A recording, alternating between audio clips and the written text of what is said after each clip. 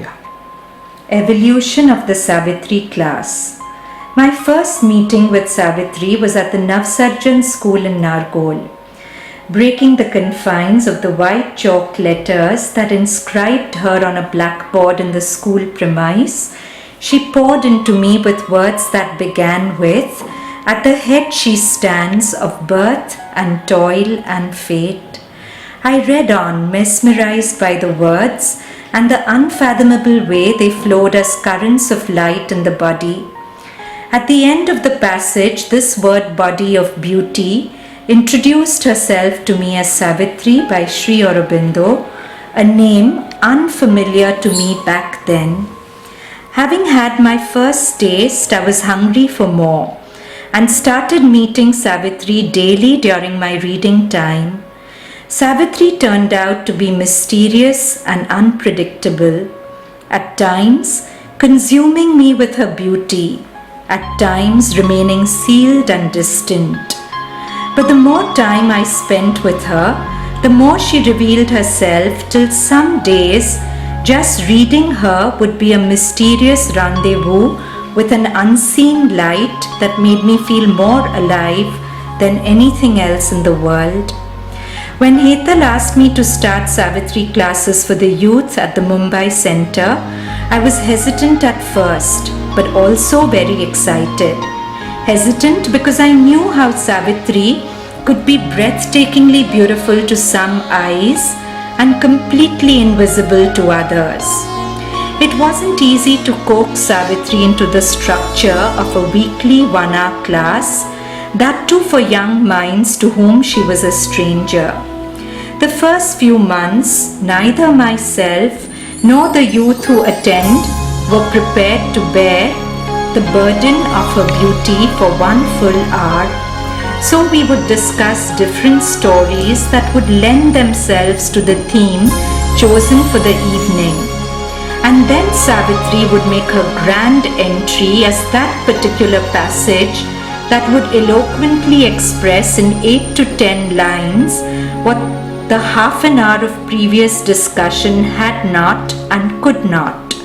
The discussion merely ploughed the soil to be receptive to the rain that Savitri poured into all our hearts thereafter. We would discuss themes like fate and free will, the womb of grace that nurtures us at every moment of our lives, relationships and love, thoughts and their relationship with silence, the psychic being and the sunlit path, the way of surrender and faith. Letting go, taking refuge in the mother and what it really means. I realized that in the earlier discussions, Savitri would make me fly so much that I would go into very esoteric language, and I would have a teenager come up to me and say, "Miss, all this is nice to know, but it is so outside of my experience that I see no point in knowing about it." Savitri needed a more grounded instrument, and so she birthed in me the concept of bringing Savitri into day-to-day living. The later talks went beyond the ambit of going into raptures over Savitri to paving inroads into the young minds through which she could be their constant companion through the day. How magically she claimed her chosen ones. There is Vikram who would cling to the line, "His failure is not failure whom God leads," every time he did not do well in a test. He started reading Savitri every night for an hour and attributes the huge leap in his academic grades to the working of Savitri on his brain cells. When he went for a summer course to a university abroad, he was seen reading Savitri in the garden below a tree and invited thereafter to talk to youth his age about it. This 17-year-old offered the wealth of Savitri to other kids his age in an alien land. He removed the sign "Do Not Disturb" from his room door and would display every day some words, very often Savitri of Sri Aurobindo. He would welcome those knocks on his door whereby an accented voice of a teenager would ask him the meaning of a quote he had put up. There is Darshan, 24 years old, who was asked when during the day he reads Savitri. The unpremeditated prompt reply was, whenever I'm in pain. Then our poetess Sanaya, who sleeps with Savitri near her pillow and reads before writing poetry to draw inspiration from her. Here's an excerpt from her reflection on the Savitri class entitled, What It Means to Take Refuge in the Mother. Open quotes, lay me down, take care of me, lie next to me and whisper your mystery song into my ear. I may not understand the words, but I trust in your music.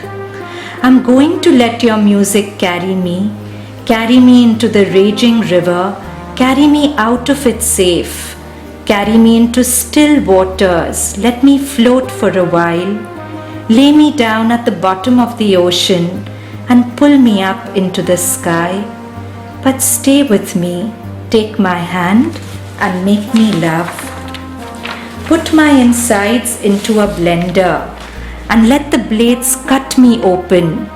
Let the dirt surface at the top of my body and let it gush out of my feet, my ears, my head, wherever it finds an opening. Be gentle with me. I am your sunshine child. Not to forget Sabha, name changed, who successfully fights the nemesis of anorexia by reading Savitri whenever the impulses of anorexia overwhelm her mind. Sabha is another testament of mother's victory.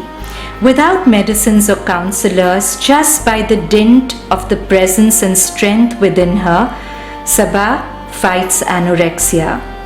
She has held herself from succumbing to anorexia for the past 5 years.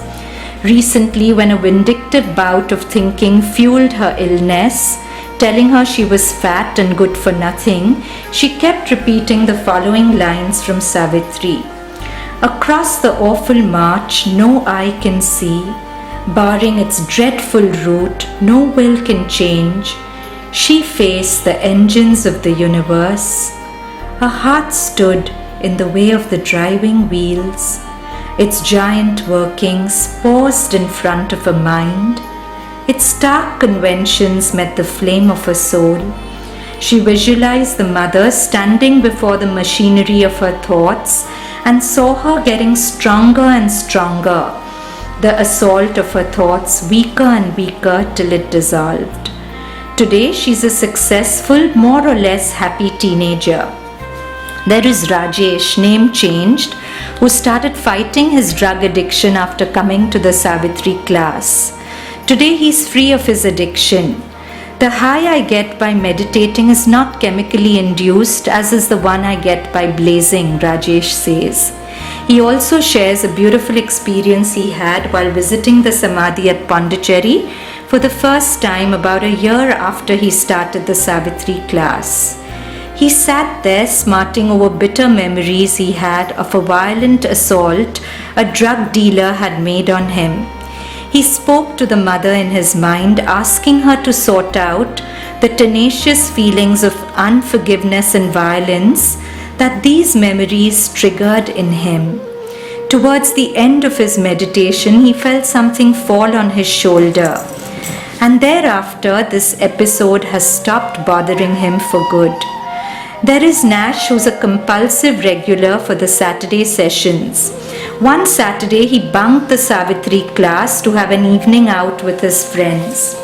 In his words, I was the center of flattering attention among my friends that evening. I should have been happy, but I was not. After a while, I withdrew to be quiet with myself. I thought of Mother and Sri Aurobindo and the Savitri class that was going on just a few kilometers away. There is Veena, name changed, who fights depression by copying out a page of Savitri whenever she feels low. There is Riddhi, who wants to travel the road less traveled and has opted to turn her back on conventional corporate work options and infuse education with the true spirit. Her work cannot be quantified in terms of salary or social recognition. And one Saturday, when she came for the Savitri class, she was assuaged by those rare bouts of self-doubt. As she bowed to the mother, she asked her for a sure sign that she was doing the right thing.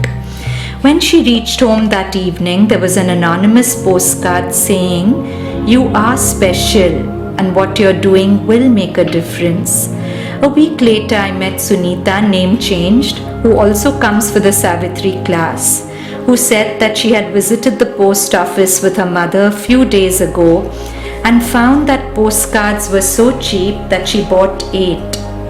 She sent one of them to Riddhi anonymously, since Riddhi would not recognize her handwriting. I marvel at the timing of the thought and choice of words given to Sunita so that her postcard reached Riddhi exactly when she reached home from the Saturday Savitri class. The list can go on endlessly, as does her grace. It is a blessed 1.5 hours every Saturday evening when I can offer to Savitri what belongs to her, her sun-eyed children of a marvelous dawn. I get to watch with amazement, gratitude and joy how she claims them week after week and makes them her own forever.